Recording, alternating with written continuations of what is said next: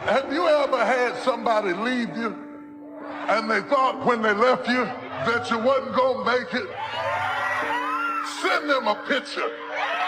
Do a selfie. I want to check your stability today, okay?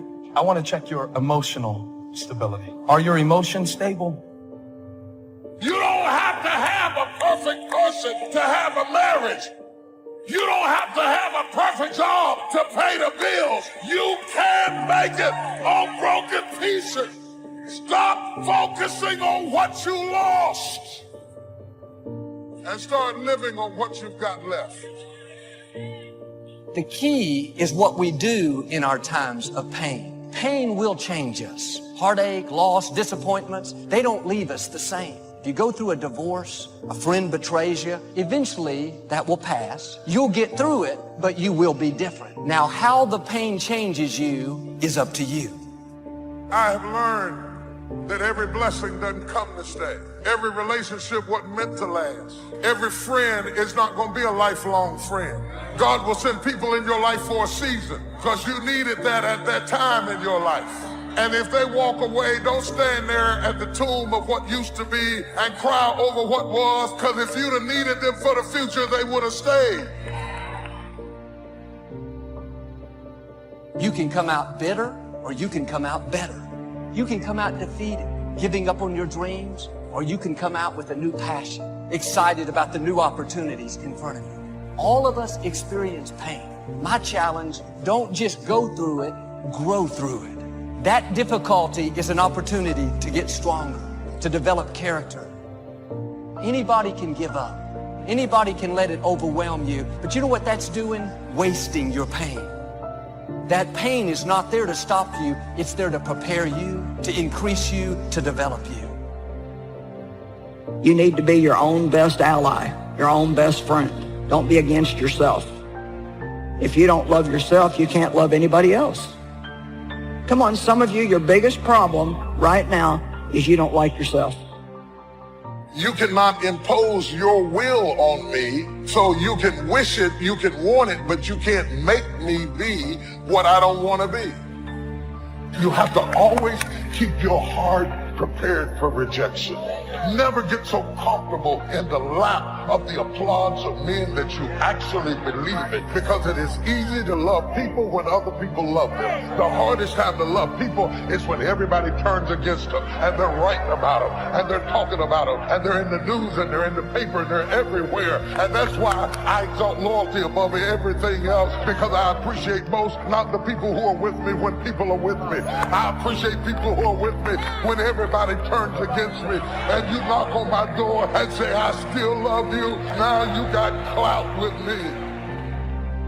Realize this, just because it's a chapter, doesn't mean it's your whole story. So for me, I just understand that it's very important to embrace pain, to go through it, because I believe the foundation of all strength is pain.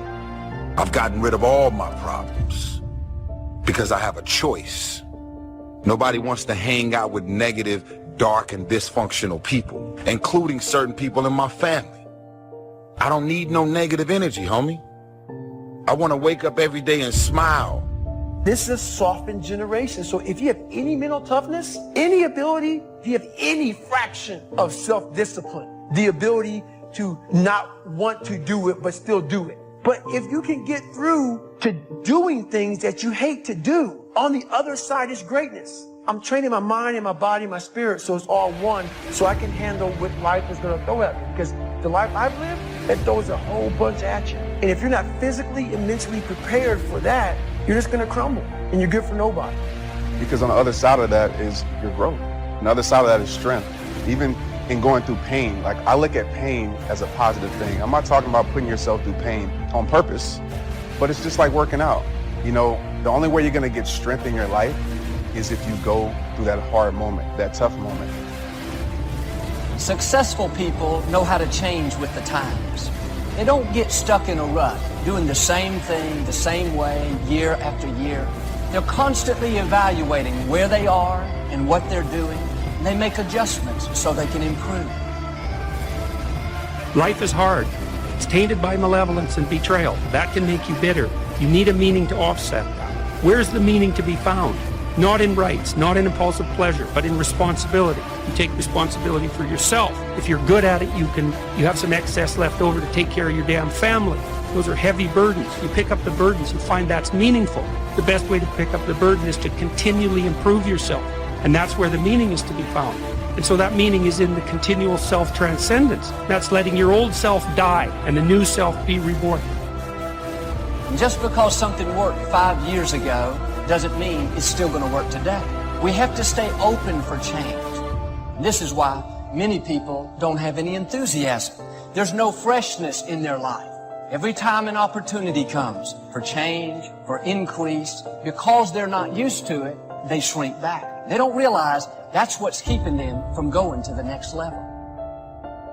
Everything you imagine is a preview to a coming attraction. Once you understand that, it opens up a wide range of things and possibilities.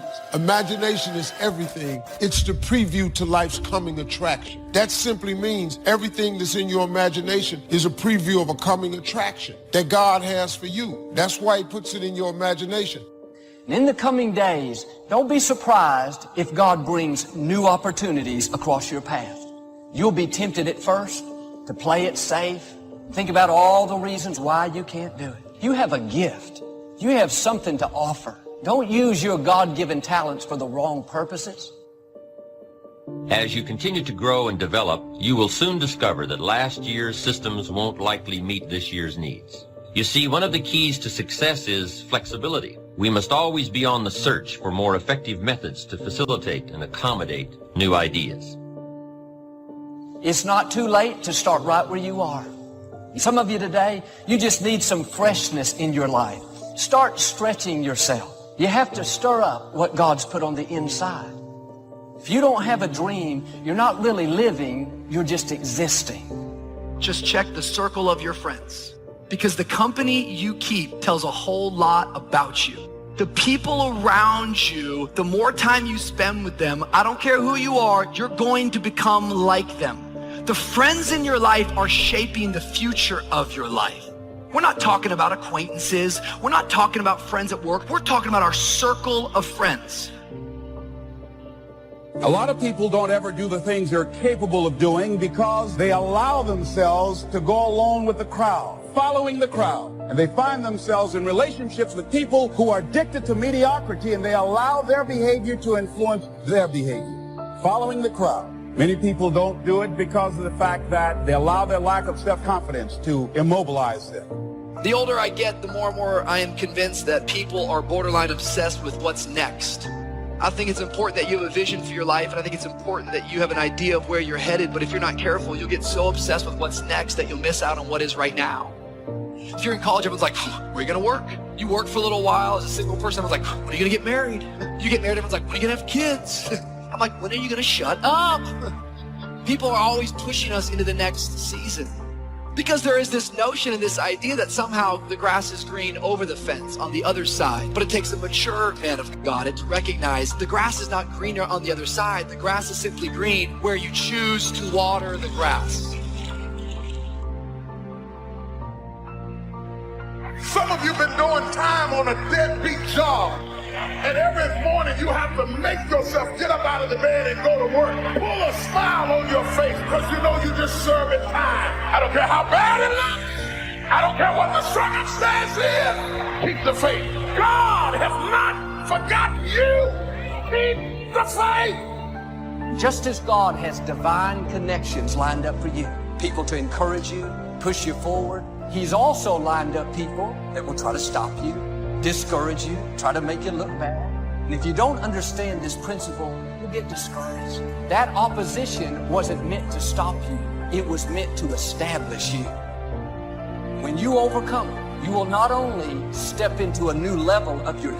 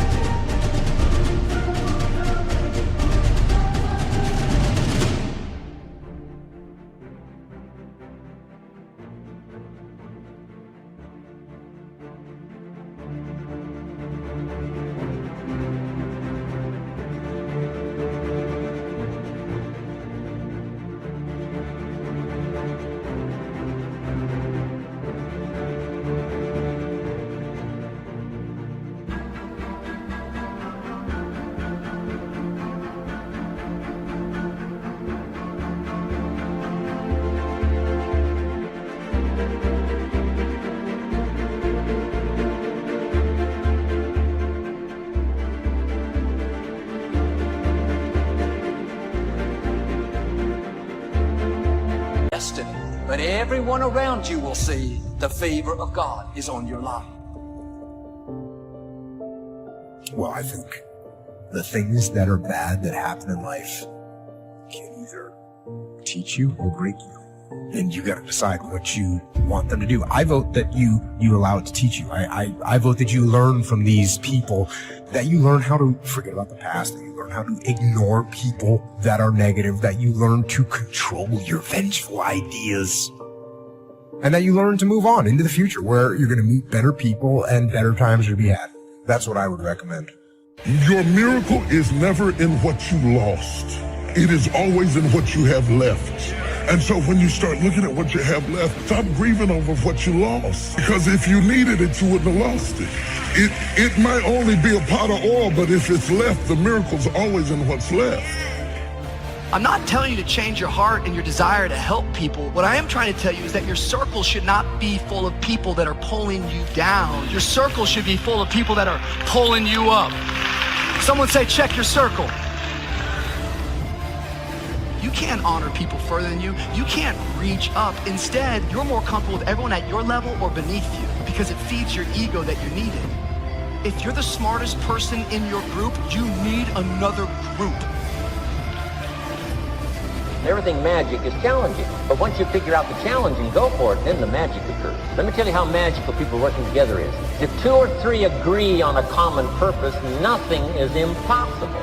Just try that on for your mental side. If 2 or 3 agree on a common purpose, nothing's impossible. Everybody's looking for a challenge. Here's what I teach. Here's the best challenge in the world. Let's go do it. Not you go do it. Let's go do it. If 2 or 3 of us decide on a common purpose to do it, nothing's impossible. Working together, organized. When everybody's an independent, now it's a little more challenging. It's challenging. We've got a variety. But that's what makes life the variety.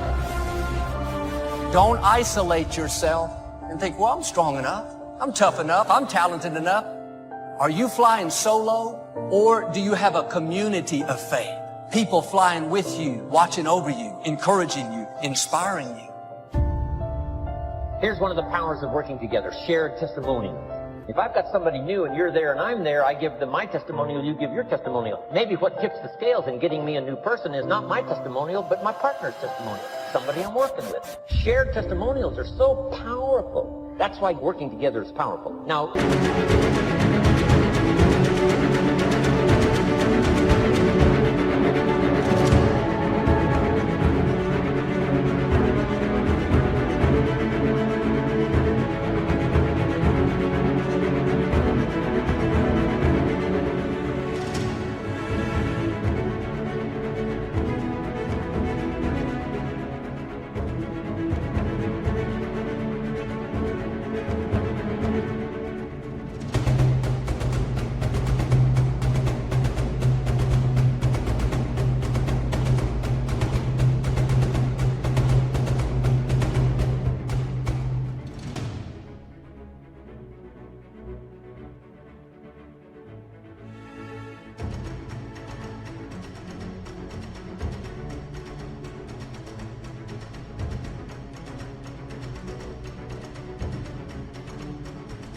working by yourself is okay.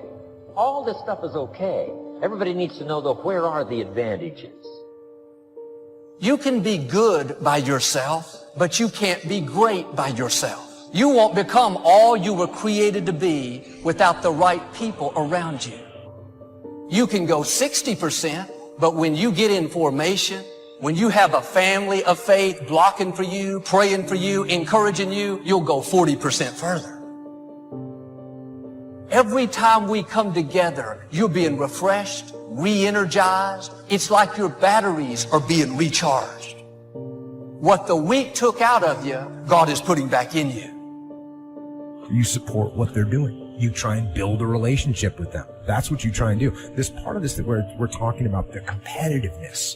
Like if they want to maneuver and try and make you look bad and jump in the spotlight and try and get all the credit, let them do it. And everyone is going to see what they're doing.